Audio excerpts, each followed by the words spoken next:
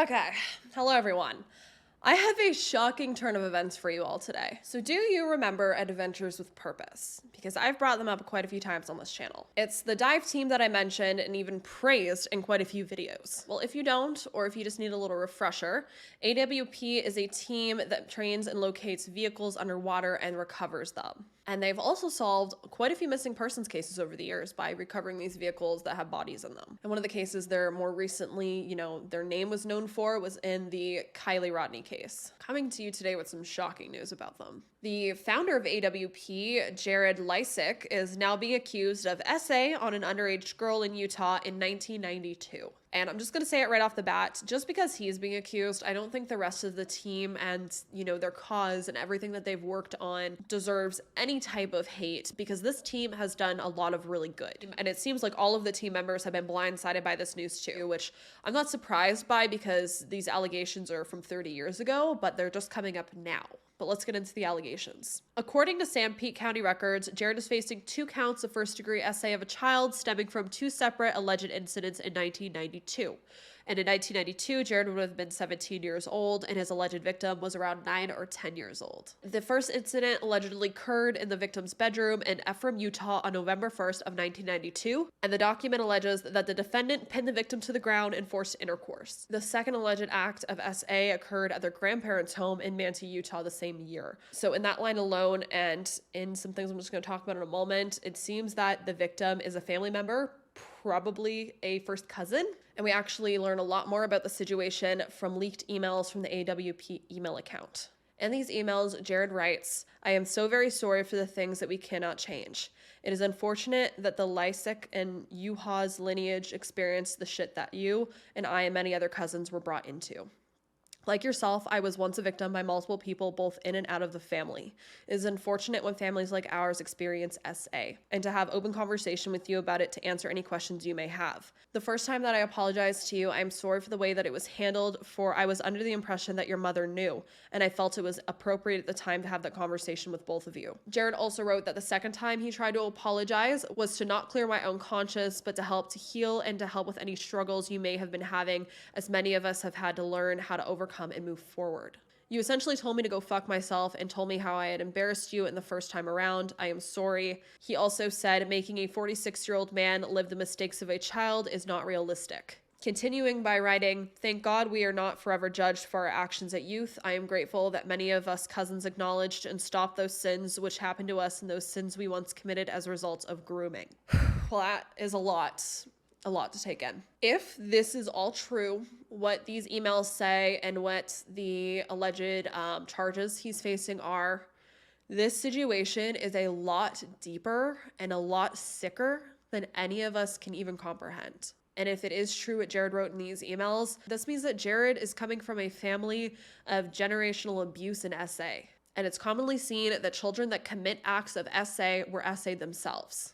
And these children, even though they're, almost adults and they know the difference of right and wrong, their versions of right and wrong in their head may be skewed. I'm not saying that what they are doing is right, but if all they've known and grown up with is being abused and SA'd, and they may be taught to think that it's normal. I'm not saying that any of this is right or anyone should not be punished or prosecuted. I am just saying that it's definitely something to consider if it is true. And if all of this is true, I think the entire family needs to be prosecuted, not just this one man. And I also agree with what AWP team member Doug Bishop said.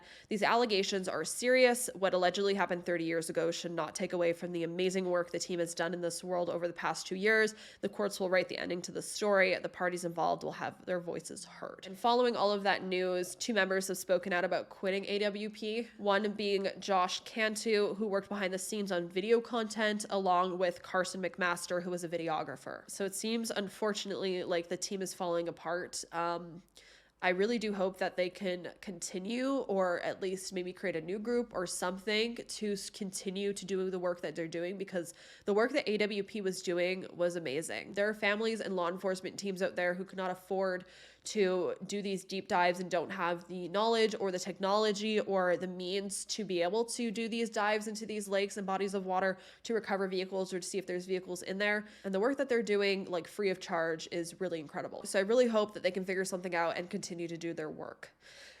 But regarding all of these allegations with Jared, how do you all feel about this? Really tricky because I've covered a lot of cases where children SA other children. I'm not saying that he shouldn't be prosecuted, but if this did happen 30 years ago and he hasn't done anything since, he has a very clean record, I think that should be taken into consideration in some way if I'm going to be playing devil's advocate here. If this was something that stemmed from a generation of SA amongst the family, this is such a big, deep topic that I don't think, again, any of us will really understand. This case will be very layered, and I don't think it's going to be black or white. I think if it is true that this family has all of this going on within it, it's a lot more. I do believe that this victim needs justice, even if it happened 30 years ago, but I think there should be more than just one person charged in this if it's true. Because if he was also SA'd, where is his justice? He should also be getting justice, and everyone else in the family who is SA'd needs justice as well. But then that kind of just leads into this whole cycle of, well, this person was SA'd and then SA'd and then SA'd and then SA'd, and it just keeps going. So they're all victims, but they're also all guilty. So in my opinion, that's very confusing to try to deal with. And I'm really curious how this whole case is going to play out. But how do you all feel about this? I know there's going to be a lot of people that will just say, like, throw him in the slammer, lock the doors, throw away the key kind of thing. But again, if he also is a victim, like, where does it end?